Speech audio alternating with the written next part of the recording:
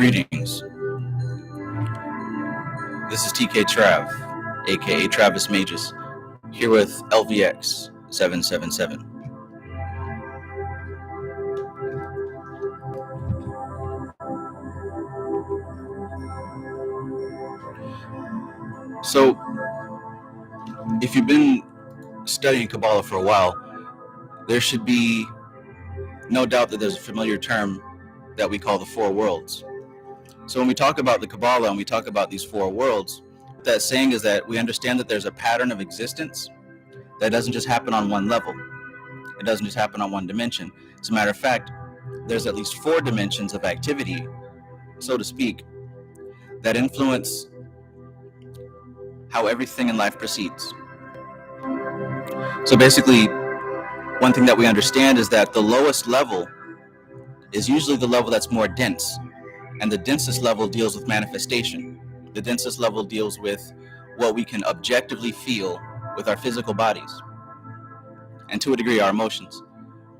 And as the levels go up successively, it moves away from physicality, moves away from objectivity, and it gets more and more subjective as we go. It gets more and more subtle as we go. So if the lowest world is physical, the next world up would be what we call etheric or astral. And this has more to do with the imagination. This has more to do with the emotion and how we feel. This has more to do with what lets us know that reality is really real, right? We don't just depend on our five senses. We engage life with our five senses, and then we develop a story around that experience.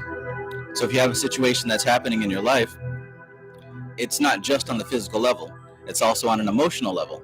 So that would be considered the next world. The third dimension of existence is a plane of mentality. They call it the mental plane. And this is where reality exists as a series of concepts. Some concepts abstract, some concepts are very clearly defined. But in this place, it's pure data. It's raw data. There's no emotion involved with this data. There's no attachment to this data. There's no individuals. There's nothing physical. This is a conceptual realm. And the realm above that, the fourth realm, which would be the highest realm, the realm that we call Atziluth, this realm deals with reflecting the prototype, right? So this they call the archetypal realm. It's in this place that everything beneath it gets its definition from, gets its structure from, gets its form and force from. So to run that back, we've got these four worlds of Qabalah. The lowest world is known as Asaya, and this is the physical dimension. This is where we experience with our objective five senses. The next world above that would be the world of Yetzirah, and this is the plane that deals with things that we come into experience with that aren't physical. So this would include the astral plane and your dreams. This would include your imagination, all kinds of things that are going on within your subjective experience. The plane above that, which is known as Bria, this is the mental plane, and it deals purely with conceptual existence. So what I mean by that is, like, let's say, for example, Dion Fortune. That's not her real name. She actually has a government name, but she chose the name Dion Fortune. And that's actually Latin for another phrase. Dio meaning God, fortune meaning glory, abundance, right? Glory be to God. Right? So that term doesn't have a personality. That term doesn't have any emotions. It doesn't have a physical experience. It's a concept, right? Glory be to God. That's a concept. Now you could model your emotions in your life after that concept, but regardless of what you do, the concept exists. This is what the this is what the Briatic plane is. This is what the mental plane is. This is where these concepts exist alone, apart from any human activity. Then the plane above that is the archetypal realm, the causal plane, and this is the place that contains the seed of everything, but there's no activity. There's nothing happening here. It's somewhat incomprehensible because we're used to existence as modes of action, but in this place there is no action. It's pure potential. So these are the four dimensions that a human has access to. Now, for the most part, and almost obviously from what I just said, most of us only stay in that lower level because we there are many people who can only feel alive based on their external environment. So they have to have someone to talk to. They have to have some way to reflect and see themselves. They don't understand that they're one. They don't understand that they're the whole thing. So they live in separation. And since they live in separation, they have to continually remind themselves that they exist by interacting with the physical plane. So because they have that pathology, because they have that structure, they don't go beyond the lower world. This is why meditation is so important, because it teaches you how to kind of zoom out and see from a different perspective that there's more to life than what you do every single day. Peace to everyone in the chat. Is the audio coming out clear, or is the music too loud? Or if it's neither of those options, let me know.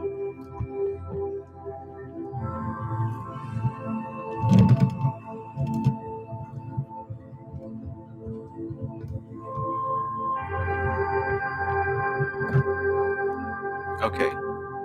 Mr. Higglesworth said it's good enough. Society EJ says it's good. Peace, peace, peace. Okay. So basically that is just a brief description of those four worlds, right? That's a brief description of those four worlds. Now, if you wanted to understand it with kind of a analogy or a story, you know, I used to work at a hardware store, department store called Lowe's. I'm sure plenty of you have been there. If not, you've been to Home Depot, so you know what time it is, right? And we can analyze a loose structure of that culture to see what I'm talking about with these four worlds. So let's analyze the lowest level. And by the way, you guys understand that there are 10 sephirah on this pattern of the tree. So even though there's four different worlds, there's four dimensions, this same pattern exists in all four worlds. So we've got a tree of Asaya, which is the lowest concrete objective dimension. Then there's a whole tree of Yetzirah, which is directly above this, the emotional plane, the astral plane. Then there's a whole tree of the mental plane. Then there's a whole tree of the highest plane. So that's 40 in total. But let's just talk about this lower plane, Asaya, the physical plane, the manifest dimension. Basically, there's the role that I call the unskilled worker, right? And we have all been there. Some of us don't ever leave, right? But the unskilled worker phase, we can attribute this to the world of Asaya, the lower world. We got four worlds. So the lower world on the bottom, think four elements also: earth, water, fire, air. Earth, water, air, fire. Earth is like the lower world. Water would be the world that represents like the astral plane and things like that. Air would represent the mental plane, and then fire would represent that spiritual plane, that highest plane. So let's start at the bottom, the lower plane. The lower plane could be considered like the guy who, he has to fetch the buggies, he has to run out there and collect all the carts, he has to do like a lot of the work that nobody else wants to do, right? He's got to do the random stocking of all the shelves. If somebody didn't come to work this day, he's doing their job. He's running around doing most of the physical labor, but not receiving the most compensation, right? So he's at the bottom of the totem pole, doing everyone else's work for them. So there's experiences that come with that, right? Basically, everyone else at the job can influence you, but you have no influence or no power. That's a lot like this lower plane, the physical plane. Let's go a step higher than that, right? The step higher than that, we're dealing with, say, maybe the cashiers, right? So in a store like that, the cashiers don't necessarily have to do any of the heavy lifting, right? Their work is of a different quality, right? Their work isn't so much the physical labor. Their work is more emotional, because they're seen as the face of the company. The customers who come in and they buy products, they all meet up with the cashiers. So depending on what experience the customers have with the cashiers, that's what the customers remember. So their battle is more on that emotional connection plane and not on the physical grunt work plane, right? Now the thing is, the cashiers or that type of class, they have more influence than that lower class does. They have more influence because, say for example, there was a girl that worked there who I thought was kind of attractive, and a lot of the guys did. If she didn't want to do, she know that she could come to any one of us and sweet talk us into doing hard work for her. So the power of this world of Yetzirah, this astral plane, is that it has the influence over the physical plane. It can cause the physical plane to do things. It isn't the end all be all more powerful. It's just a step above. So great job if you're able to astral project. Great job if you're able to send images and feelings to other people. Great job if you're an empath and all that. Great stuff. You know, I do those things too, but understand that there's levels past that.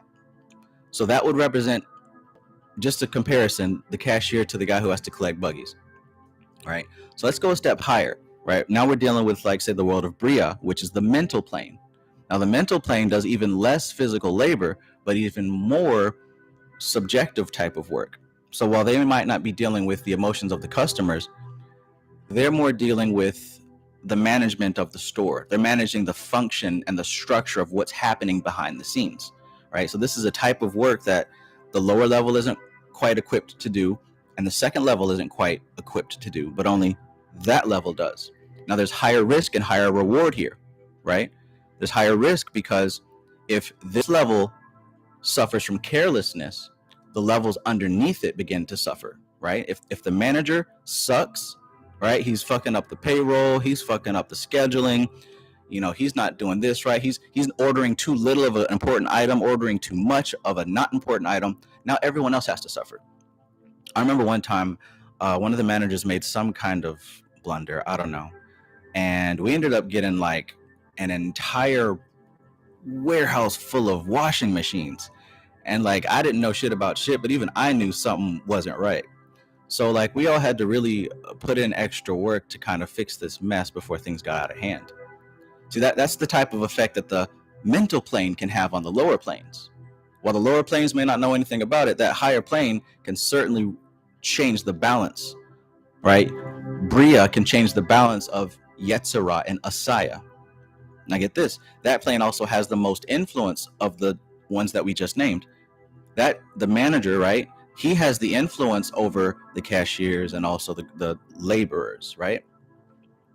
He has the influence, so much so that he has the influence whether or not this person remains there or gets a little bit of a bigger slice of cake, right? But like I said, the risk is high as well. The reward is high as well. The pay is better. The respect level is better. The influence is better, etc. Right? So that's the lower plane, the physical plane. The next plane up being the emotional plane. The next plane up being the mental plane. Now the higher plane would represent maybe the CEO or maybe the store owner or the regional manager, district manager, some type of high position like that, right? Now these people, they don't even step foot into the store. You don't even see them. Most of the workers at the store don't even know what this guy looks like, right? The workers of Malkuth, the workers on the Asaya level, they don't even know what the top guy even looks like, nor do they care, right? They're not involved with the stocks or any of those other things that would be delegated to the higher worlds. So that top world of Atziluth, this deals more with, we could say, the CEO or maybe the guy who owns the business. Now this person doesn't necessarily work there. He's probably at home working with other type of matters, right? Really the only time you see this guy is if the store is really doing terribly or if he has to come and announce a change in the company, right? He only comes for those, like, I remember working at the call center, there was this one guy who I didn't know what he did. I don't think anybody else knew what he did, but we just knew he was some high position, right? He had the biggest office with this big glass window, and you'd always see him in there like just on the computer or kickback chilling. Like, I don't remember ever having a conversation with this man. I remember one time he had to come, he was I think delivering Christmas gifts or something like that. They made him dress like Santa. I don't know. But the point is, this person is so far removed from the lower patterns that have to take place because they manage it at such a high level. For all intents and purposes, it may appear that he doesn't even exist. We can even go further to even say, like, say that top level, the Asaya level, the store owner, could even be an entrepreneur, right? And he could actually own multiple stores or be invested in multiple businesses. And maybe that's why you don't see him, because he might be dealing with this business now, this business later. And really, when we come to workload, this is the type of individual that doesn't necessarily work 7 days a week, 5 days a week, or even 3 days a week. Some of these guys may work 1 or 2 days a week, right? They do what they have to do, and they have the rest of their week to do what they want, right? So at that point, it's it is the highest risk, but also the highest reward. And the decision-making process of this individual and the structure around this individual affects the destiny of the other worlds, right? So on that lower level, people will be getting fired left and right, and it will have zero effect on this guy at the top.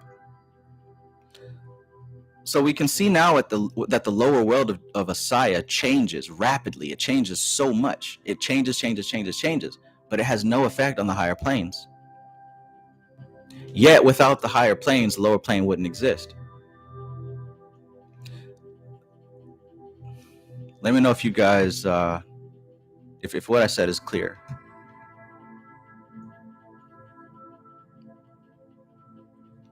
Geez, Stuffed Dog says, I did that at Sam's when I was 16, a cart attendant. The asphalt got so hot it would melt the soles on my shoes.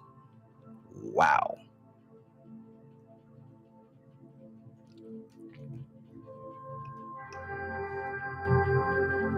So yeah, that was basically an explanation that I can offer of the influence level of these four worlds. Because what we're really looking at, they're all human beings, right? They all have to wake up in the morning and go to work. That's the thing. So the difference and the value is not in that aspect. The difference and the value is in their capability. It's in their level of influence. The lowest level has little to no influence. The second level has influence over the lower level. The third level has influences over the bottom two levels. And finally, the top level has total influence. The top level, no one in this entire structure can object to what the top level says. If the top level says you're not here anymore, you're going to be over here, there's no objection to that. There's literally nothing you could do except maybe leave and then be replaced very quickly. So we're dealing with levels of influence vertically, right? Vertically, we're dealing with levels of influence. The more influence, the higher the placement on these worlds. The lower the influence, the lower the placement on these worlds. Now let's deal with horizontal. The horizontal difference is going to be the level of knowledge, wisdom, and information, right? So basically we can say complete competency, high knowledge, and complete incompetency, low knowledge. And here's what I mean by that. When I said that there's a tree of life in each world, that bottom world, just imagine the tree of life. Right? Now we can say if the bottom of the structure is the lowest level of influence and the top of the structure is the highest level of influence, that means that what's down here has less influence than what's up here. Now I said horizontally the difference would be more knowledge, more wisdom, more understanding, or on the other side, less knowledge, less wisdom, less understanding. So basically, the bottom of the totem pole, we could say, is an individual who's on his way to get fired anyways. Everybody knows he's about to get fired. He's not really doing the job right, not coming to work on time. Nobody likes him. He doesn't have a chance. Really, his days are numbered. So that would be something like the bottom of the barrel. He's on his way back into the clip-off because he doesn't belong in the system anymore. He's not serving the system in any way that's beneficial. He's a drain on the system because if the company is going to pay this person who's expected to do a job and he's not doing the job, that money is being wasted. So he gets clipped off and sent to the clip-off. Now, let's say we've got somebody in like the Yasad area. This is someone who is more ideal, more of a dreamer. I'm sure I've worked with this type of person where they're at your level on the job, but they have like they live in this dream world where everyone is just getting along great and they're so ideal and things can be better. I'm going to change this company. I'm going to do this. One day I'm going to be manager. And they've got these dreams, but it's not really grounded in reality, right? They're, So we can go a step higher up and say maybe Tifereth. And this could be someone who knows how to do everything, right? He knows how to do everything. If somebody needs help over here, if there's a new person or whatever, they're going to call on this guy to come and he's going to hold it together like Tifereth, right? This person, he's more knowledgeable. He has more influence than the dreamer because he understands from experience, not from belief. And they both have more experience than the guy who's almost on his way out. He has no say in the business. So at this point, we can go either left or right dealing with knowledge. So let's say we've got somebody who can do all the jobs. Everything depends on him. He's an integral VIP of the store, right? Now, he's probably not going to get paid more than everybody else, but it's just kind of understood that he's the go-to guy. Now, if we go off onto the side dealing with more knowledge, then this person has a chance of ascending the ladder. because not only is he useful, he knows his value. And if he does things right, if he plays his card right, he might be able to rise up on the food chain. Now, if you go on the other side of the tree and say that this person has little to no knowledge, then that means everyone is depending on him to do, everyone can come to him to do what they need to be done, but he isn't very savvy. He's just getting used, basically, right? So just take what I said and imagine that on all these trees, right? Even all the way up to the higher levels, or say like you're dealing with management. You've got a manager who might be on his way out, right? That would be the Malkuth of Bria. You might have a manager who's like, oh, I'm going to fix this company. We're going to make it great again if we just get everyone together and love, love, love. That would be like on the Yasad level, right? Then, of course, you got the manager who knows how to do everything, and they probably keep him there because he's actually the one who's holding the store together. You might have a manager who's actually learning enough so that he can move up the food chain. You might have another manager who can do his job but is not very intelligent. So basically, this is a good metaphor for understanding how to navigate the tree. I used my past work experience. You could use anything. You can use anything to fit in these spaces. This is how you understand the four worlds of Qabalah. And all this is based on understanding how the Sephiroth relate to each other. If you understand how they relate to each other, you can mix and match, interchange, and place anything in those spaces. So that's the layout of the tree, of the dimensions, right? This is how it scatters. And we don't live in the same dimension. The dimension that I live in right now is not the same one that you live in. Depending on your level of influence and depending on your level of knowledge, wisdom, and understanding, that's going to show your placement. Now, not compared to me, but compared to the people in your life. Are there people in your life who you have influence over? Are there people in your life who have influence over you? Now you can start to navigate and place people in somewhat of like a tree pattern, right? You can vision a tree pattern and kind of think of where different people fit in your life. Is there someone that you influence? Is there someone that influences you? Is there someone who knows more than you, someone who knows less than you? Are you holding something together? Like, are you the center of some organization or whatever, and everyone's depending on you to keep things going, right? Or are you somebody who's on the way out, about to get bumped down to the clip-off or the Kether of a lower level? Right? Because understand that underneath Malkuth is Kether of the lower world. Mr. Higglesworth said, I always get punished for going above and beyond. I remember those days, my friend. And see, stuff like that will make you want to change spots, right? Please hit the like button if you're understanding what I'm saying. If you're getting this information, hit the like button. Because this is actually hell, I never heard a breakdown of the four worlds like this. I think it makes sense. I believe it makes sense. I hope you do too. But anyways, apparently it's July 5th and people are afraid of something that they probably don't even know what it is in the first place. So this next part, I'm going to talk about how to survive a trans-dimensional shift. Just in case you wake up and some portal's been open and you find yourself on the other side. Here's how you survive. Now pay attention. There's a few things that you have to understand and really integrate.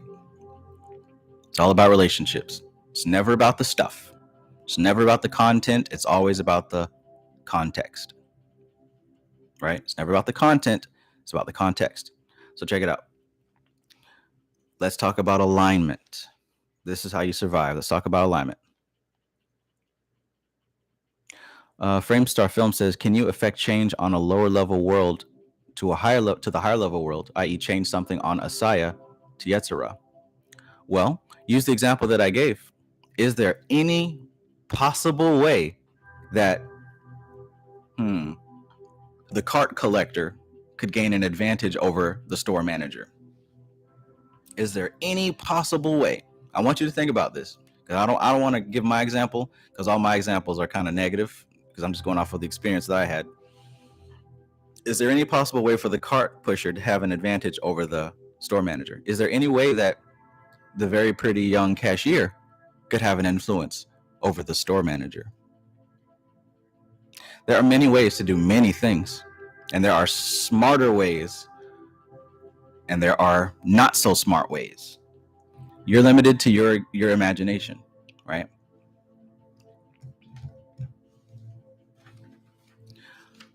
Like I said, I don't want to give examples because all the ones I have are negative, but they're positive ones too. I'll give a positive job right here. A positive one. Well, maybe it's not. Maybe it isn't so positive because this type of thing usually deals with an imbalance of the force. It's usually something that's imbalanced. For example, there was one kid who got hired on, and he wasn't the brightest crown in the box, and he was very cocky. So that's a bad combination off rip. But he rose in the ranks pretty quickly. He was able to jump worlds, right, with no experience. Why? Because he was the son-in-law of one of the managers. So of course he got to move up the food chain. He got ushered in, right?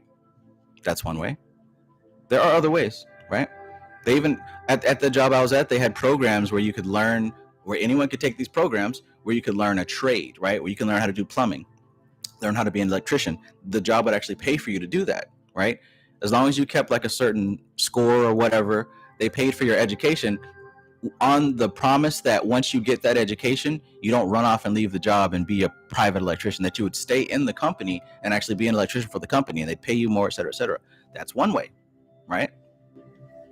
So yeah, that's a really good question. I'm glad you asked that. So that should give you hope, right? If you do find yourself in any position and you want to change positions, there is always a way. Always a way. You just got to expand your map and find it.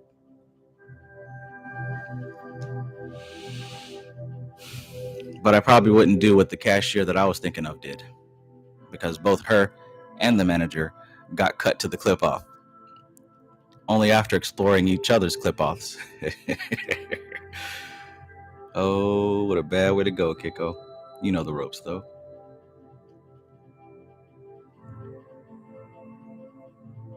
All right, so let's talk about this. Alignment. All right, I'm going to kind of go through this because I want to go back to work. We started doing the interviews with everybody for the shadow work mastery system, and this is pretty good. I'm already learning stuff from you guys, right? I'm learning that I actually know more than I think I do. You should be able to say that too. You actually know more than you give yourself credit for. But anyways, let's get back to this. So it's a good idea to live in alignment. How?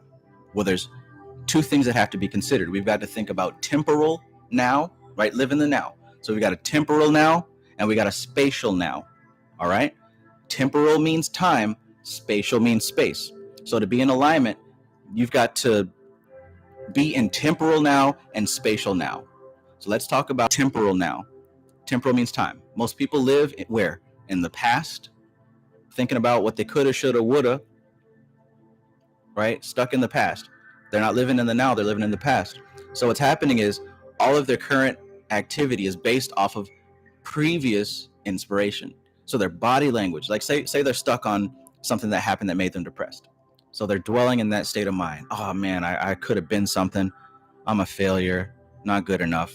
So your body language is slumped over, right? You're not even thinking about ways that you can fix your life. You're only thinking about what happened. So you're stuck temporally in another dimension. You're stuck there, right? Or if you're living in the future, right, you might just be like, well, today sucks and I just want things to be better. So I'm just going to think about tomorrow, and things are going to be better tomorrow, and maybe somehow, some way things are going to be better. And you stay stuck in a land or a realm that is not today. So temporarily you're trapped in the future. And what that means is all your behavior is going to be based on that as well. So there are things that you won't do because you believe, oh, it's just going to come to me. It's just going to happen for me one day. You know, you're going to miss opportunities, right? Different things are going to happen because you're where your mind is. Does that make sense? So here's the thing. Living in the present temporally is having an awareness of the future and of the past and being in the center, right? Being in the now is the awareness that future behavior and prior causes exist simultaneously. So you're living in the now and you understand that the future behavior and the past causes exist together. This is what they mean by karma, how the desire creates the next desire. So in other words, while you're living here, you might be hungry for a Snickers bar. But if you're living in the now and you see that hunger rise up in front of you, you know that this thought process is going to lead you to getting a Snickers bar. You know that. And you also know that the fact that you have this desire is because you saw a Snickers bar ad in a magazine. So the past cause and the future behavior are at one in the present. Do you see how powerful that is? Because now you exist in a place where you can see this as it is. You can see that everything you do and everything that you want to do and everything that you are doing is connected to some past cause. It exists right now in the present moment. If you're aware right now, that's the place to be. Now, why is this so beautiful? Because when you're able to live in the now like that, you're not going to hear anybody else tell you like this. When you're able to exist in the now like this, you're able to offset karma. You're able to offset karma. How? Because you release ownership. You release ownership of this activity. So if you're in a space where you can sit here